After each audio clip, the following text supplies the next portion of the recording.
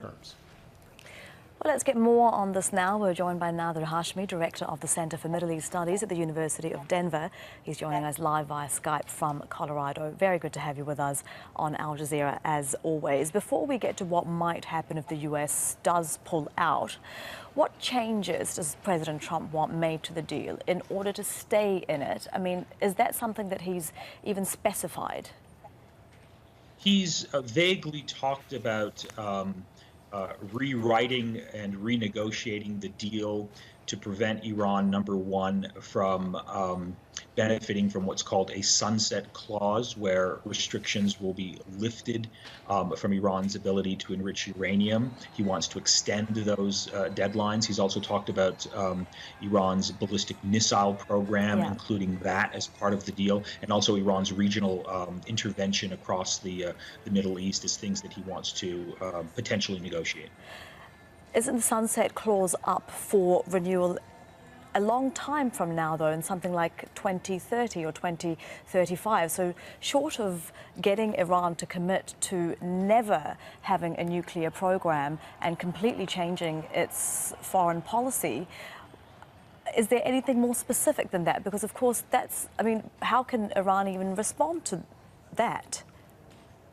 Well, I think the key point here that shouldn't be missed is that why would Iran agree to renegotiate the terms of a nuclear agreement that Donald Trump is now threatening to withdraw from based on a commitment that America's word under the leadership of Donald Trump can be honored? I mean, if Donald Trump can pull out of the current agreement, why would the Iranian regime trust Donald Trump to adhere to a renegotiated agreement? So I think this is a deeply, problematic position. And I don't think fundamentally from my reading, Donald Trump is really interested in renegotiating anything. I think he's committed to pulling out of the agreement and to confronting Iran politically, economically, and possibly militarily. And if the US does pull out on the 12th of May, what happens to the deal? Because it's, of course, not just between the US and Iran, but a number of other countries too.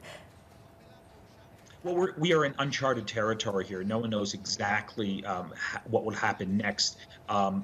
What's clear is that the Iranian government will have to respond to Donald Trump's withdrawal from the nuclear agreement. And what we've been hearing from Iran's senior leaders is that they will likely declare that they are no longer committed to the agreement because one of the key parties has torn up the agreement. And I suspect Iran will then begin to restart its nuclear program in some form or some fashion, allowing hardliners in Iran to really declare a victory over President Rouhani and reformist forces who, argued very strongly in favor of this agreement. And that will, I think, have its own internal repercussions within the context of Iran's domestic politics. So you think Iran would restart its nuclear program at the expense of its economy and the sanctions being reimposed, sanctions which had such a debilitating effect on the country's economy? Well, it's unknown exactly what will happen, but clearly, if you follow the internal debate within Iran, hardline elements close to the supreme leader, believe in this policy of self-sufficiency, believe in this policy that Iran, can tighten its economic belt and can really withstand further pressure from the West. In fact, that was their argument leading up to the negotiations for this nuclear agreement. They lost out based on, I think, more compelling arguments that reformist forces were articulating. But I think that's fundamentally what's going to happen. Hardliners will say, look, we just can't trust the word of the West, the United States in particular. They committed themselves to the agreement. Now they're not honoring it. And we have no other option except to dig in, to rally around the flag, to invest in our military, and to try and stand up to Western bullying and intimidation tactics, even if it comes at the price of economic sanctions. Mr. Hashemi, it's great to get your thoughts as always. That's Nader Hashemi joining us live from Denver. Thank you.